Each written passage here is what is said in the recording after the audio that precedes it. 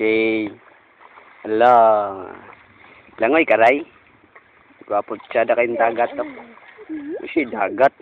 As in, bisag lawom na kayo, makita lang gihapon nimo ang mga bato, ang mga shellfish, o ang mga planktons. See? Yay! Mag-snorkel si Iris. Oh, kabalo ka sa hingimaw saya pag once mag-snorkel siya. Wala, kita ang iyang ulo o ang iyang host. So? Uy! Balik sa data choy kay mangita mig ipaon sa amo ang fishy.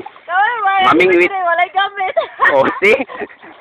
Saynan kag sa kalayo sa among gibugsayan sa kakapoy namo. Walay pagkaon, walay tubig. Oh, tulon miglaway dire, wa pagikot siyo. Unya among dili ako maglaway kay magluwa ako.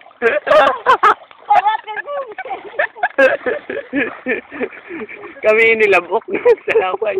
Unya nga mong nakuha na dala isa lang kabuk bingwit ha. Kana. Og tubig sa bata nga sus gamay. Gamay pa 8 ounce. May tanawa? Siya. Ay! Yeah! Salbahe siyang gibuyan. Kay. Tara. Wap. Di adto sa unahan, loyo adto dapita is ang Pacific Ocean. Oh, see, likod daw ini. Sumadto sa mis likod ini. Oh, grabe. Tubig na. Basig makaingon ka nga kuha na siya kanang ang gilakwan nga balas o tubig oh. So, ta.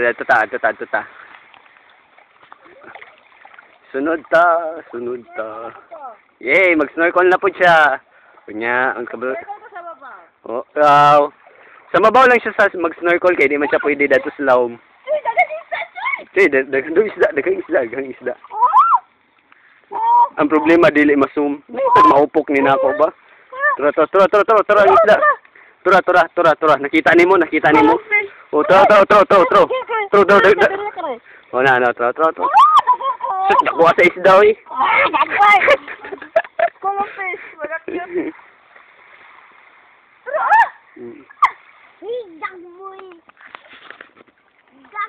Bye for now.